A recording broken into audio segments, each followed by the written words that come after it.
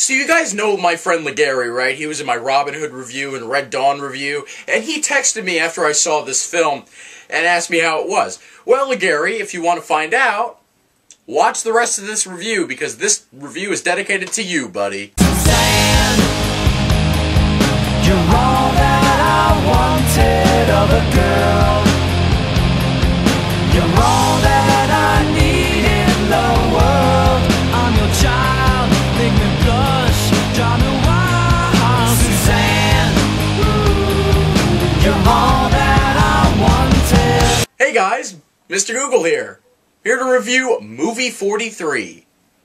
It's directed by a bunch of people, and it stars a bunch of people, and it's one of the worst films I've ever seen! Yeah, I was looking forward to this movie because that trailer is just like, what the hell is this going to be? And it stars all these people, it's directed by a bunch of these people. What is this movie going to be? And then I saw it today, I was sort of excited for it because, you know, I like a good stupid comedy once in a while, but this movie was awful! This was awful! This is one of the worst movies I've ever seen in my entire life. It is up there with Skyline. I think I might even hate it more than Skyline because I really fucking despised this film. I'm not even going to explain what is so bad about it. I'm just gonna give you the synopsis, if you can even call it that, and I'm gonna tell you all about these sketches. Why did I do that? They're actually sketches, but they suck! It's in this movie studio, right? And you got Dennis Quaid dressed like Justin Bieber. Why is he dressed like Justin Bieber? Why does he have an electronic cigarette? I don't know. And he's talking to Greg Kinnear. And Greg Kinnear's character, his name is Griffin. I'm not even kidding. His name is Griffin, and Dennis Quaid in the movie calls him Griffy and Grifster. I can relate to that. I have a friend named Griffin. I call him Griffy. I think I've called him Grifter once. I don't know.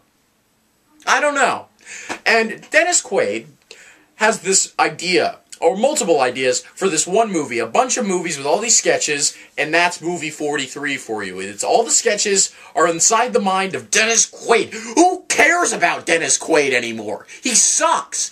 So, let's just go into these sketches. The first sketch starred Kate Winslet and Hugh Jackman. It's the blind date.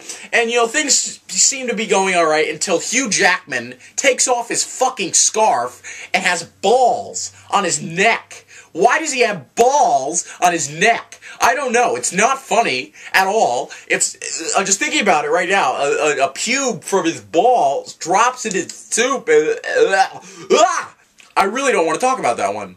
Moving on to the next one, Homeschool. It stars Naomi Watts and Liev Schreiber, and they homeschool their son. You've seen it in the trailers of the TV spots, and that sounded like a pretty cool idea, but it's just disturbing. It's really like, it's disturbing and it's mean-spirited. Yeah, I have notes for it. I have notes, folks. Yeah, I have my notes, because I had to write all this down, okay? Call me a cheater if you want, but I've seen the movie. Homeschooled. It's awful, alright? It's just really weird, and the way it ends is just creepy, and it's just really deranged, and it's not funny at all. It's just really messed up. Next we have The Proposal. It stars Chris Pratt and Anna Faris, and they're married in real life, along with Naomi Watts and Liev Schreiber. You know, this sketch, you know, Chris Pratt wants to get engaged with Anna Faris, and Anna Faris just says to him, I want you to poop on me. I want you to shit right on me now. And it's like, what the fuck? Like, dude, I don't even need to talk about that one because it's just absurd. Okay, next we have the sketch Veronica.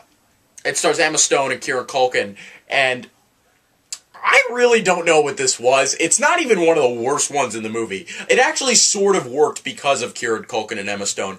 And, you know, I can say this a million times. I never thought Emma Stone was really absolutely gorgeous, but she looked really, really pretty in this movie. Like, really beautiful. Way prettier than she did in Gangster Squad. But her and Kieran Culkin, I thought, had pretty good chemistry, but the material that they had was just really odd, and it was just weird. I chuckled a couple times, but just only because of those actors. But other than that, it didn't work. Next we have one that actually sounded like it would have promise, is the superhero speed dating. Yes, you have all these fake superheroes and they're speed dating at the speed dating place, and you have Justin Long as Robin and Jason Sudeikis as Batman. I love Jason Sudeikis, but he was annoying as shit as Batman in this film. You know, you have Leslie Bibb as Wonder Woman, Kristen Bell as Superwoman, and Bobby Cannavale as Superman. It's the oddest thing in the world. Then you have John Hodgman as the Penguin. Yeah, Justin Long, John Hodgman.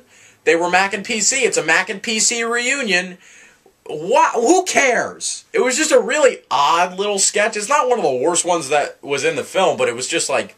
It had that sketch had potential to be funny, but it just decided to go in the gross direction, and everyone was over the top, and it was really dumb. Next we have iBabe, which is a sketch about you know iPods, right? You have an iPod. Everyone has an iPod, right? Are you an Eskimo? No, you're not an Eskimo. Yeah, so scientists make these women and their iPods, and they're naked. And then they don't expect teenage boys to, like, I don't know, stick their dicks in them. So they put a little fan in the vagiport, as they call it.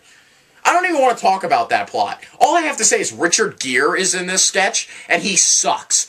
You know, his performance really, like, technically isn't awful, but he sucks. I hate Richard Gere. Hey, Richard Gere, fucking terrible performance category called for NIFA 2014. It has a spot reserved for you, for your smug-looking face. Go shove a hamster up your ass again, you fucking communist. The next sketch is Leprechaun, with Gerard Butler, and a little reunion. A lot of reunions in this movie between...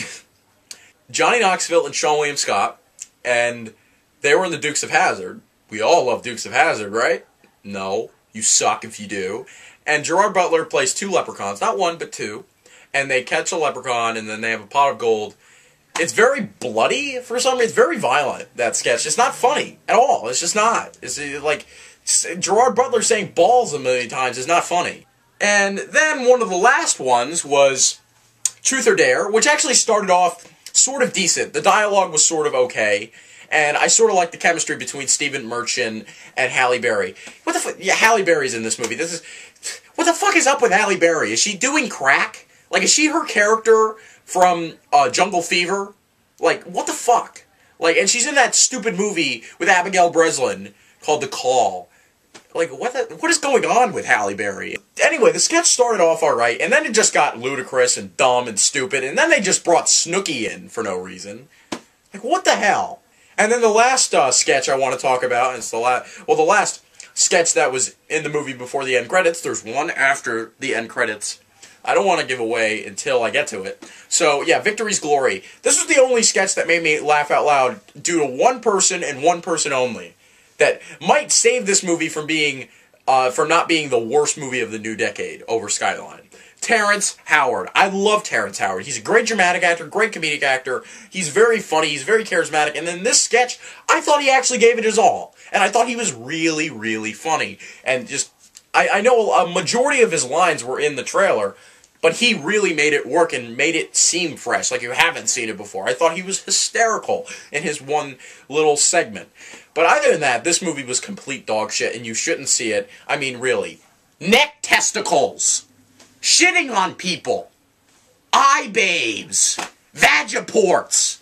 Communists. Dennis Quaid as a teenager. Dressed like a teenager. And then there's one more sketch after the credits. And it's, I can't believe I stayed this long, but as soon as I was walking out, it started playing. Elizabeth Banks and Josh Duhamel.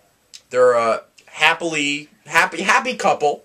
And Josh Duhamel is in love with his cat. He loves his cat. It's an animated cat. And then we learn that the cat is deeply, like, psychotically in love with Josh Duhamel. I hate Josh Duhamel. He sucks. This cat wants to murder Elizabeth Banks, and then Elizabeth Banks wants to murder the cat because it's deranged. I'm gone. You know, 1 out of 10. This is...